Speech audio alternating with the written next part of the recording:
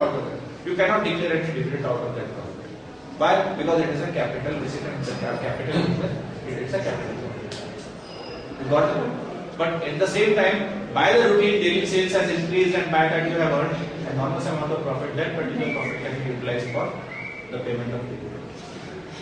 Got it? Yes. So these type of things you must remember. Now there are various type of preference shares also. Can anyone tell about the preference shares?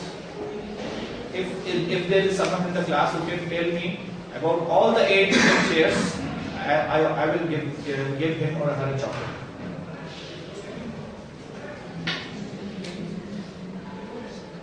So cumulative, non-cumulative, redeemable, irredeemable,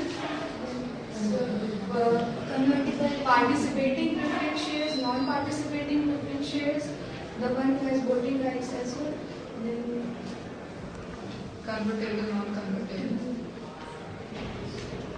Chocolate cannot be distributed. So we can share. No, but it has to be to one only. You would have shared it if she would have told you in your year and you would have told me about it. So 8 type of preference shares are there. First is cumulative and second is non-cumulative preference shares. So what is cumulative preference shares?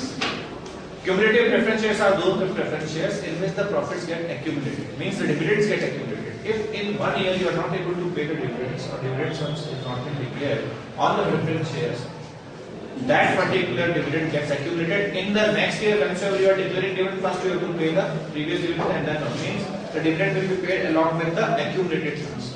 That is called cumulative preference shares. Non-cumulative preference shares are those preference shares in which the dividend does not get accumulated. In 1 year, if the dividend has not been declared, no problem. In the other year, the preference shares cannot claim for the dividend. The shareholders cannot claim for it. Okay. And one thing you might be aware of that without giving dividend to preference shares, you cannot distribute dividend to the recipients. Okay? Because preference shares are having preference. Yeah. Now, what is the difference between distributing dividend to preference shares and distributing dividend to equity shares? What is the distinction between preference shares distribution of dividend and distribution of dividend to the equity shares? Sir, the dividend. How it will affect the company? Sir, the preference shares do not participate in the profit. They have this fixed amount or fixed percentage of dividend, while the equity shareholders have the interest in the profit. If the company earns more profit, then they are participating in that profit and they will get a more dividend as compared to they were getting previously. If when the company was earning normal profit, if the company has earned, for example, if company has now earned 200 rupees, now they will be getting 60 rupees as a dividend, while the company was earning 100 rupees, they were getting 40 rupees. So they participate in the profit, equity shareholders. Participation, how it will affect the company as such? So as preference share will be paid only when, no matter whether there is profit or not or loss, but equity share will be paid only when there is profit. How the distribution of dividend to preference shares affects the company and how it doesn't affect the company? What I want to know is that if you are having, if otherwise preference shares were not having preference of having dividend first, you would have paid the dividend to the preference shares first or to the equity shares? If preference shares, I repeat my question.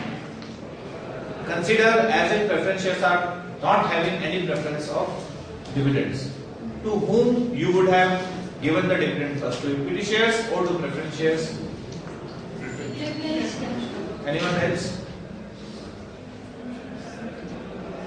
So preference share are type of liability for a company, so it would like to, some company would like to reduce its liability. No. So equity shareholders, because they are the real owners of the company.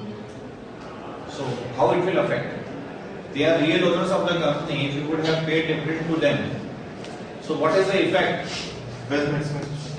Very good. Wealth maximization, and the same impact of wealth maximization can be seen on the stock exchange.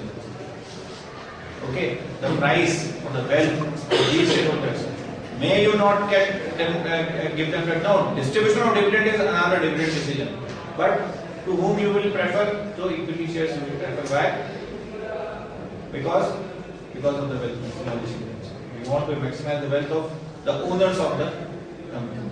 Preference shares are not owners. Why? Because nowadays there is no concept of irredeemable preference shares. The concept of irredeemable preference shares has gone in 1988. There was an amendment in section 85A. 80 in bracket you have to write 5. It is not 85. Okay, 80 means section 80 ka 5. Okay, and because of this, what happened? The preference shares which were irredeemable were made redeemable within a period of 5 years at that time. Now this 5 years was made 20 years by an amendment in 1996. Okay, so the preference shares are no more irredeemable now. The irredeemable preference shares were there previously before 1988. Now they are only redeemable preference shares, and every company has to redeem its preference shares within a period of 20 years. Not more than 20 years you can issue any preference shares. Okay? So this is the thing.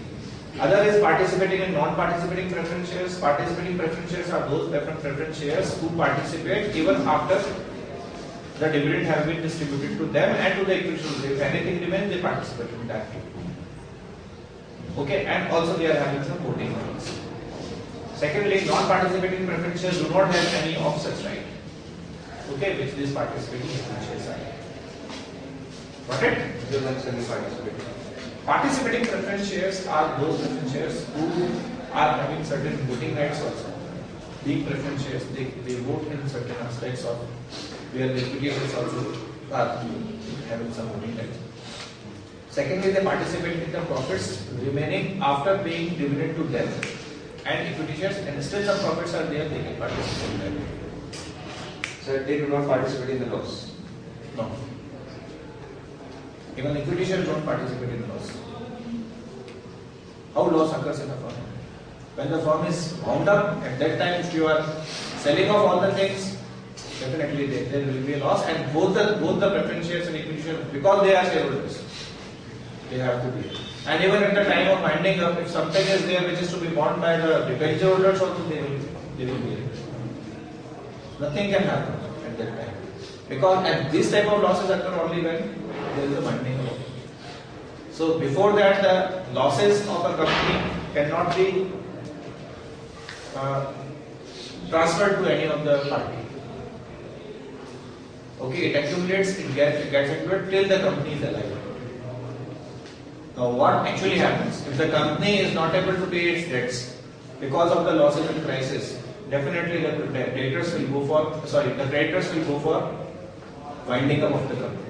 And as soon as they will go for winding up of the company, all the assets will be sold and first payment will be made to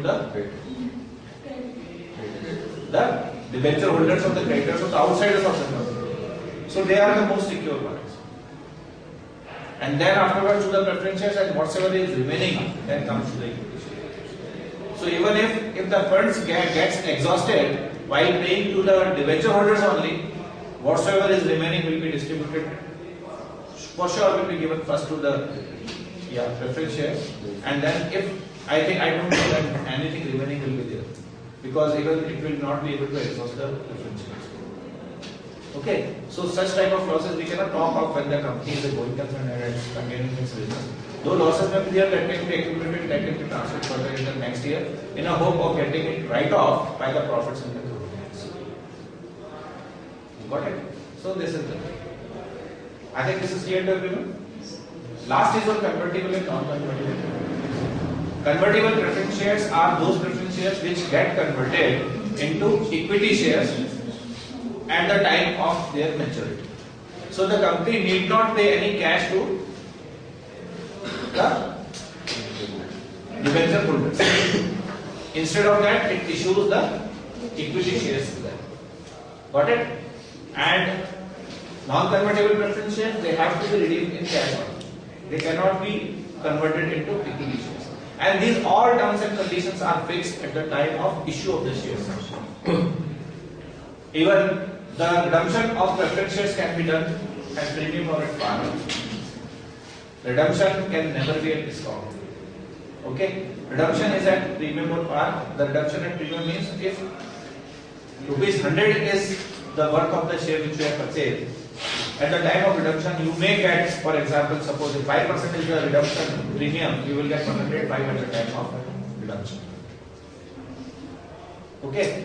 If redemption is at par, no problem. You have given 100 rupees at the time of issue of shares. Again, this 100 rupees will be given back to you. But it cannot happen that you have paid 100 rupees and you will be given off 95. It means that redemption can never be a discount. Who will pay you if you say that give me 100 and I will give you 95 at the time of redemption? Who will pay you that? Even if you are paying a higher interest, nobody will pay you the amount in acceptance of the lower amount whatsoever you are going to pay. Got the thing? So these things have to be done well calculated. And everyone should be able to know this. Equity shares is also called common stock and equity. Equity means equal for all. All the shareholders who are equity shareholders are having equal rights. Okay, that's why it is called equity shares. And equity shareholders are the real owners of the company. And it is the equity share only which are actually dealt in the stock exchange.